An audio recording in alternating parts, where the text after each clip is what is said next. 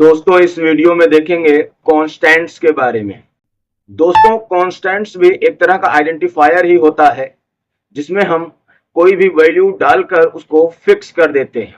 दोस्तों last video में आपने देखा था एक वेरिएबल के बारे में, जिसमें आपने देखा कि वेरिएबल के अंदर हम जो भी वैल्यू स्टोर कराते हैं वो उसको हम आगे चलकर बदल भी सकते हैं उसके अंदर की वैल्यू को।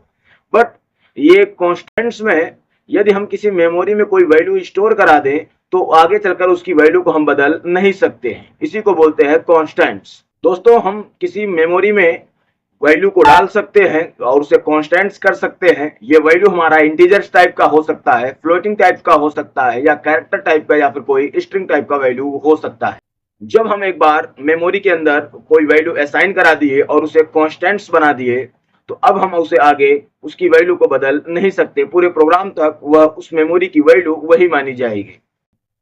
दोस्तों सी प्रोग्राम के अंदर कॉन्स्टेंट्स के भी अपने एडवांटेजेस होते हैं। जैसे कि यदि हमें किसी मेमोरी की अंदर की वैल्यू को फिक्स रखना है और उसे हमें बार बार यूज करना है तो हम अलग से बार बार वैल्यू ना डालकर हम एक वैल्यू कॉन्स्टेंट्स कर सकते हैं। जैसे कि मान के चलिए पाई की वैल्यू 3.14 होता है। अब यदि इसे हम किसी वेरिएबल में रखेंगे और कहीं पर हमने अगर उसको बदल दिया तो पूरे प्रोग्राम का रिजल्ट खराब हो जाएगा। इसके लिए हम पाई की वैल्यू को कॉन्स्टेंट्स कर देंगे तो कभी भी उसकी वैल्यू बदलेगी नहीं। दोस्तों हम अपने कॉन्स्टेंट्स का प्रयोग अपने प्रोग्राम में चाहे जितनी बार कर सकते हैं, इसकी वैल्यू हर बार फिक्स होती है, इसकी वैल्यू बदलती नहीं है। दोस्तों सी प्रोग्राम के अंदर कॉन्स्टेंट्स बनाने के दो तरीके होते हैं। एक तो है कि हम कॉन्स्ट कीवर्ड का यूज करें और दूसरा है हैश डिफाइंड प्री प्रोसेसर का यूज करें। दोस्तों हम मेमोरी के अंदर वैल्यू डालकर उसे कांस्टेंट बना सकते हैं। उसके दो तरीके मैंने बताया, एक तो कहा कि कॉन्स्ट कीवर्ड का यूज करके और दूसरा हैश डिफाइंड प्री प्रोसेसर का यूज करके। यदि हम कॉन्स्ट कीवर्ड का यूज करके बनाना चाहते हैं तो उसके लिए तरीका होता है कि सबसे पहले हम कॉन्स्ट लिखें, फिर डेटा टाइप बताएं और उस वेरिएबल का नाम बताएं जो कि अब कांस्टेंट बन जाएगा और उसके अंदर वह वैल्यू असाइन कर दें। दोस्तों सिंपल सा ही है, जैसे आप कोई वेरिएबल डिक्लेयर करते हैं ठीक उसी तरह से ही कांस्टेंट भी बनाया जाता है। बस उस वेरिएबल की जो डेटा टाइप है उससे पहले आप कॉन्स्ट कीवर्ड लगा दें। इससे वह मेमोरी अभी लॉक हो जाएगी, वह एक कांस्टेंट बन जाएगा। अब आगे चलकर उसकी वैल्यू को आप बदल नहीं सकते। देखिए दोस्तों इस प्रोग्राम में एक मेमोरी में वैल्यू डालकर उसे लॉक किया गया है अर्थात कांस्टेंट बनाया गया है। तो यहाँ पर देखिए लिखा है कॉन्स्ट फ्लोट पाई। दोस्तों सिंबल है ना, आप कोई भी कुछ भी लिख सकते हो, जैसे वेरिएबल का नाम लिखते हैं वैसे ही आप लिख सकते हैं। तो यहाँ पर लिखा है पाई और उसके अंदर असाइन कर दिया गया है 3.14, यह वैल्यू असाइन कर दिया गया है। तो अभी यह कांस्टेंट हो गया है और इसकी वैल्यू को पाई की वैल्यू को हम प्रिंट कराएंगे तो यह कांस्टेंट यही 3.14 ही प्रिंट होगा। पूरे प्रोग्राम में इसकी वैल्यू बदलेगी नहीं। जैसे दोस्तों इस प्रोग्राम में देखिए यहाँ पर भी पाई के अंदर 3.14 डालकर उसे कांस्टेंट बना दिया गया है कॉन्स्ट कीवर्ड के जरिए। परंतु नीचे देखिए पाई के अंदर फिर से वैल्यू डाली गई है 4.5। अब यह एक एरर हो जाएगा क्योंकि पाई कोई वेरिएबल नहीं है, यह एक कांस्टेंट है।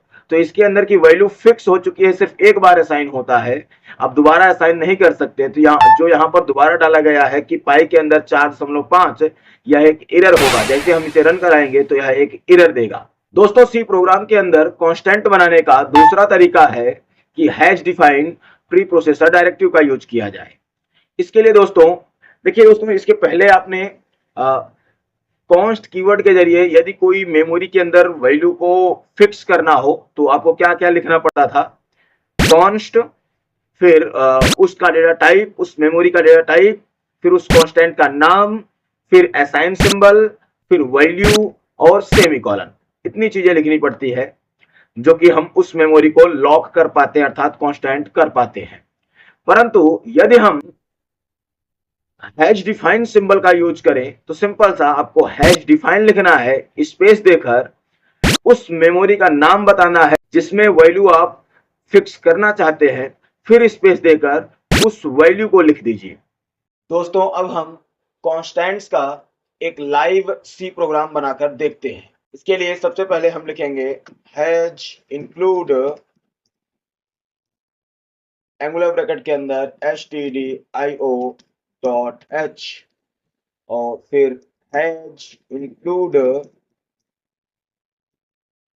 एंगुलर ब्रैकेट के अंदर conio.h और फिर wide main bracket open close, नई लाइन से कर्ली ब्रैकेट ओपन, और यहां पर हम एक कांस्टेंट बनाते हैं, लिखेंगे कॉन्स्ट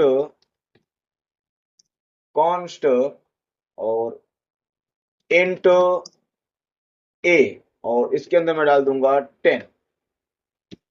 अब मैं जब इसे प्रिंट कराता हूं, यहाँ पर लगा देता हूँ CLR SCR, स्क्रीन साफ कर लूंगा इससे।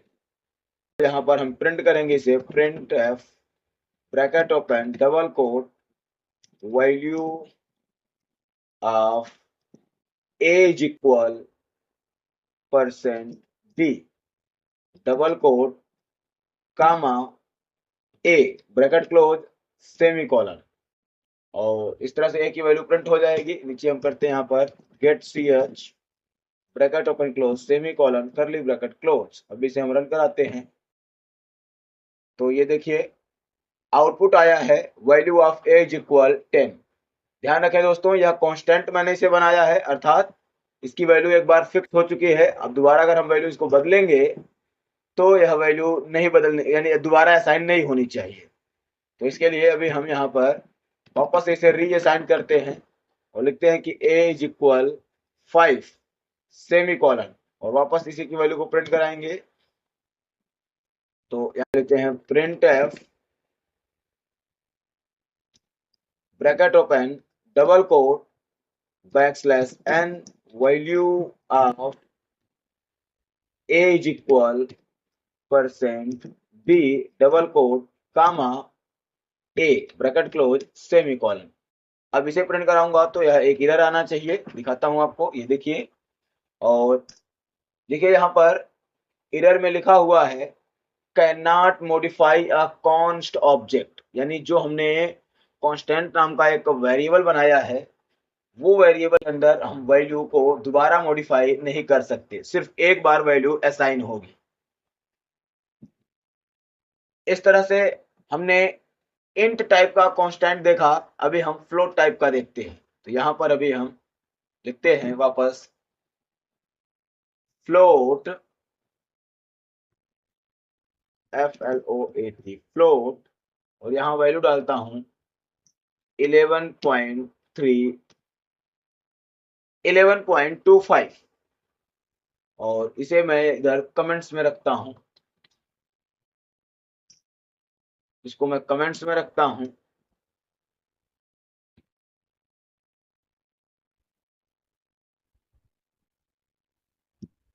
ये देखिए, अब मैं इसे रन कराऊंगा तो यह रन करेगा। इसका फॉर्मेट स्पेसिफायर सही कर दें। अब यह रन करेगा, बट ये भी कांस्टेंट हो चुका है। ये देखिए आपके सामने यहाँ पर a की वैल्यू 11.25 जो कि कांस्टेंट हो चुकी है, और यह रन कर रहा है। अब अगर हम इसकी वैल्यू को बदलेंगे, मॉडिफाई करेंगे, तो यह नहीं होगा। जैसे हमने यहाँ पे कमेंट्स हटाया और इसको करते हैं %f,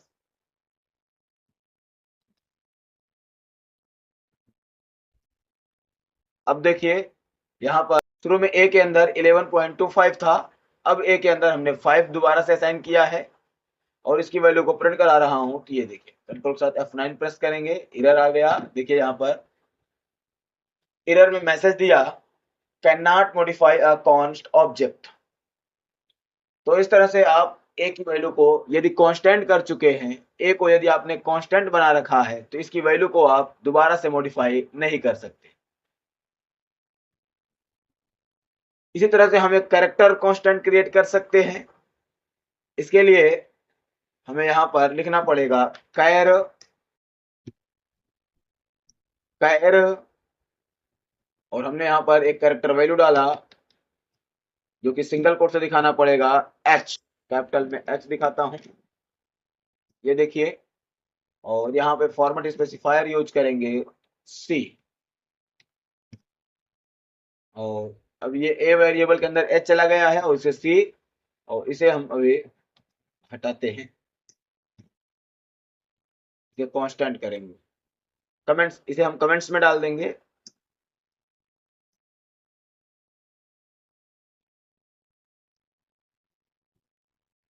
चलिए अब देखिए कंट्रोल के साथ F9। देखिए ए के अंदर एच असाइन हुआ है, सिर्फ एक बार असाइन हो सकता है किसी भी कांस्टेंट में, दोबारा असाइन नहीं होता है। अब दोबारा से अगर असाइन करते हैं तो इस कमेंट्स को हटाते हैं और यहाँ पर देखिए, और इसके अंदर अब की बारी मैं डाल रहा हूं जी। अब इसकी वैल्यू दोबारा से असाइन करा दिया, अब लेकिन ये रन नहीं होना चाहिए। ये देखिए inter can not modify a const object. तो इस तरह से आप एक वेरिएबल के अंदर वैल्यू डालकर उसे कांस्टेंट बना सकते हैं। दोस्तों कांस्टेंट का दूसरा तरीका भी इस्तेमाल करते हैं जो कि था हैज डिफाइन। हैज डिफाइन आपको अपने कांस्टेंट का नाम देना होगा, तो हमने नाम दे दिया ए और स्पेस देना होगा और वह वैल्यू देना होगा, हमने दे दिया सिंगल कोट के अंदर एस, सिंगल कोट, सिंपल सा। अभी ए के अंदर एस असाइन हो गया, फिक्स हो गया, और अभी इधर की लाइन को हम कमेंट्स में डालते हैं।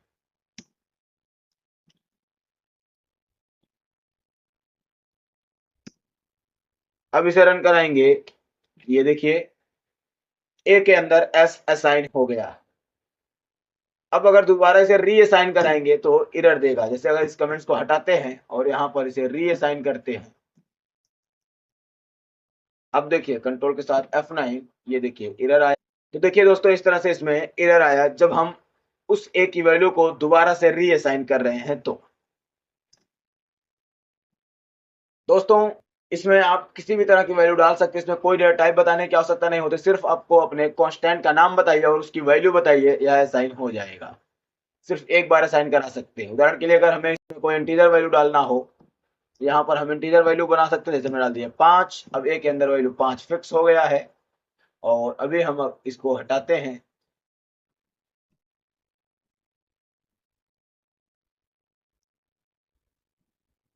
ये देखिए यहाँ पर कर देंगे %d। अब ए की वैल्यू फिक्स हो चुका है, कंट्रोल के साथ F9। ये देखिए ए की वैल्यू 5 फिक्स हो चुका है। इसी तरह से यदि कोई फ्लोटिंग टाइप की वैल्यू बनाना हो तो यहाँ पर 5.45 और इसको करना पड़ेगा F, कंट्रोल के साथ F9। ये देखिए, तो इस तरह से आपने देखा एक कॉन्स्ट कीवर्ड के जरिए हम अपने कांस्टेंट को क्रिएट कर सकते हैं, साथ ही हैश डिफाइन के जरिए हम अपने कांस्टेंट को क्रिएट कर सकते हैं। दोस्तों यदि यह वीडियो आपको पसंद आया हो तो इसे लाइक करें, इसे अपने दोस्तों के साथ शेयर करें और चैनल को सब्सक्राइब अवश्य करें।